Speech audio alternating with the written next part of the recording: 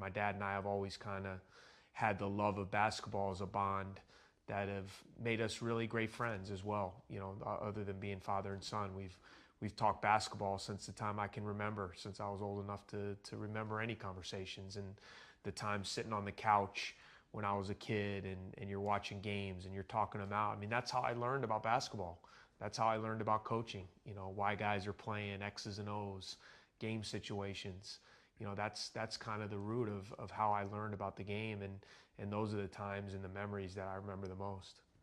Just to expound on that a little bit, I think also too what Chris learned is that great players want to be coached. Great players want to be instructed. They want to get better. And he played. Obviously, he was in our locker room with Julius Erving and George McGinnis and some of the great players that I played with. We went to the NBA Finals.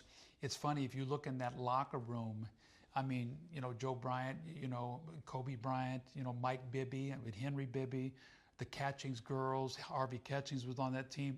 Mike Dunleavy's dad was on my team, myself. All those kids were, that was the locker room. Those were the children, what they went on to do in their careers, in the family room. So he had that experience. And then going on, I think what was really neat for me, I walked into Vegas to watch the Olympic team practice, and Chris was on one end of the floor, and he was running the drill, and LeBron was in the drill, and Kobe and Chris Paul and all these great players, and he was coaching them as if he were coaching the Duke players. And that to me said a lot, that he understood that regardless of how good a player you are coaching, you got to teach them. They want to grow. They all want to get better. And it's a great experience to have when you're a young player, is to be able to be in that kind of environment and see a Kobe Bryant come out and grab you and say, hey, I want to go shoot. Or to watch a LeBron James every year's footwork get better to where it's impeccable, just in the drills that they're doing, where there's no corners being cut, where there's attention to detail. That's what greatness does. The way they approach the game, the way they devour the game.